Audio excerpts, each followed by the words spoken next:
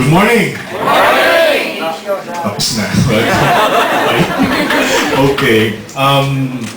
First po, before anything else, gusto ko siyempre pasalamatan ng Diyos for the promotion. We work hard, focus, plan, pero ang promotion galing sa Lord. As always, gusto ko siyang pasalamatan. And also, my family, my wife, my children, my daughter is sa diba? At Joanna.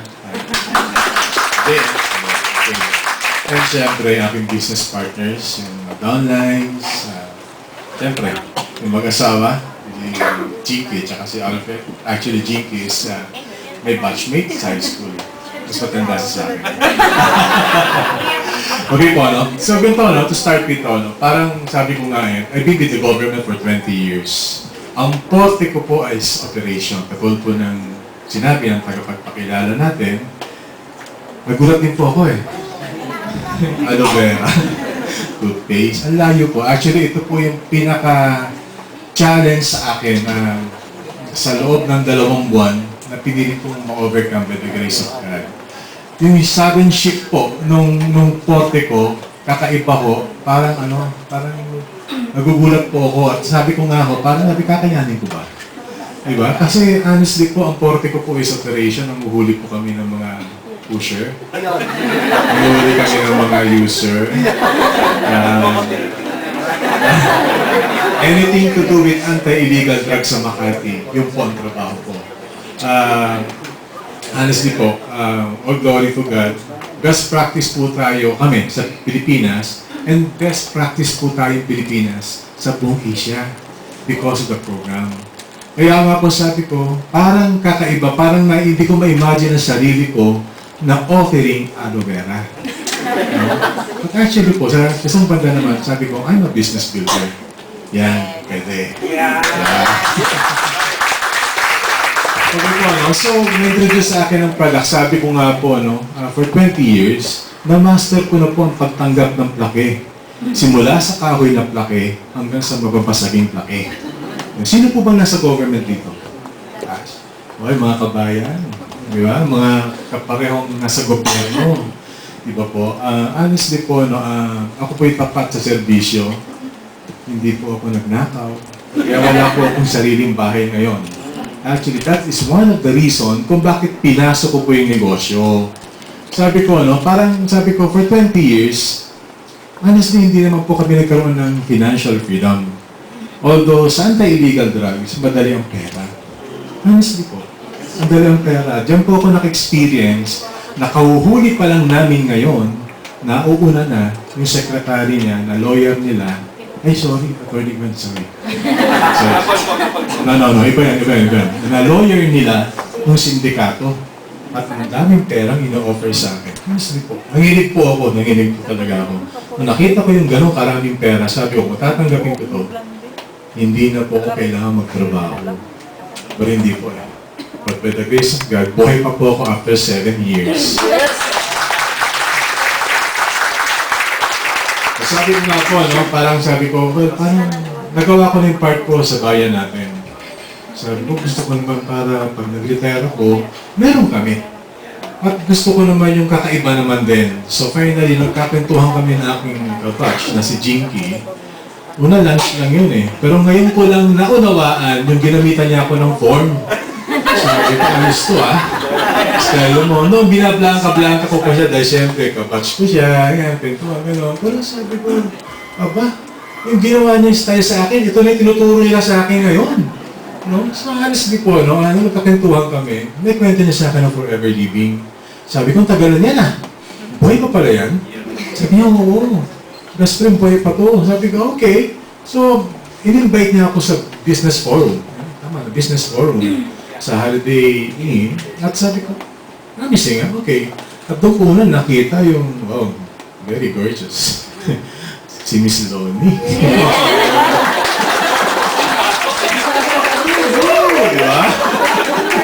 Alam mo, kayo lang, Pero gusto nakita yung mag-asawa, si Diamond Manager Ed, at saka si Miss Lonnie. At sabi ko, okay doon naman, puro naman sabi ko, baka hype lang ito Sabi ko, sige nga, tingnan natin. So, pumunta siya ako dito.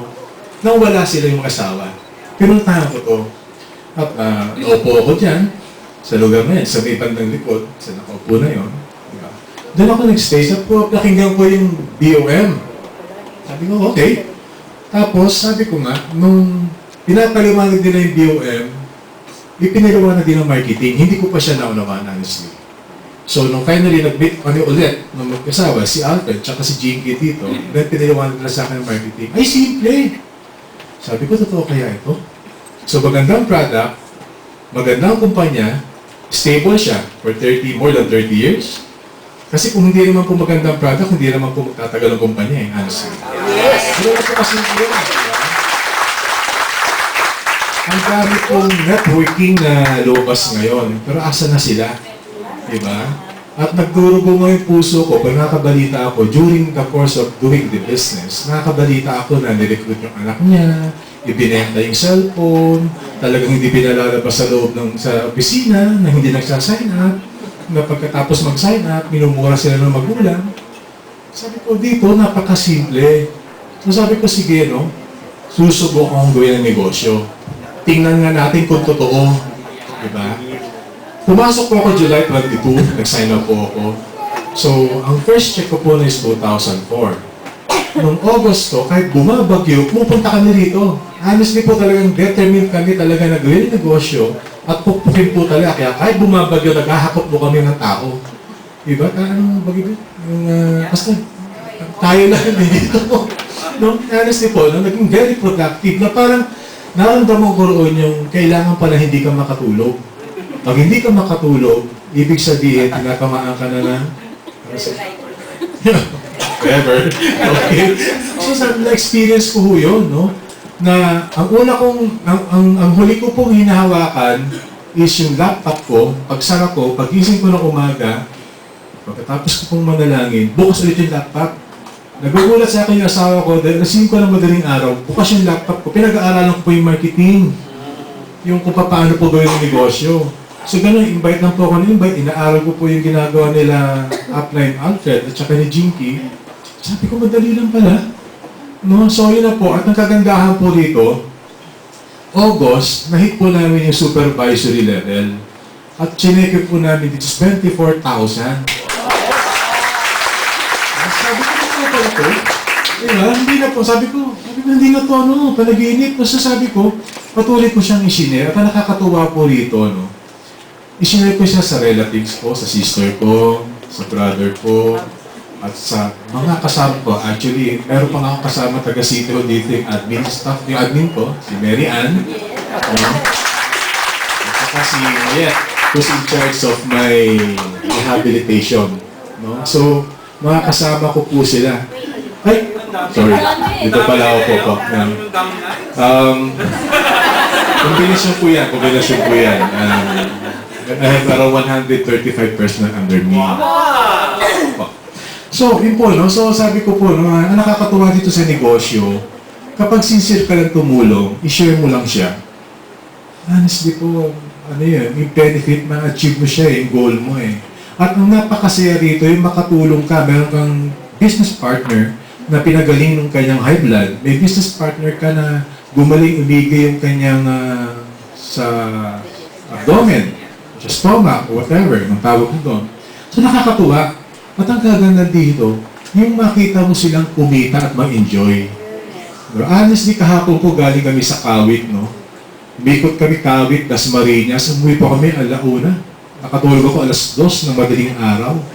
So ang biyahe po namin mula Dasmariñas papuntang Monumento. Wow! Hallelujah!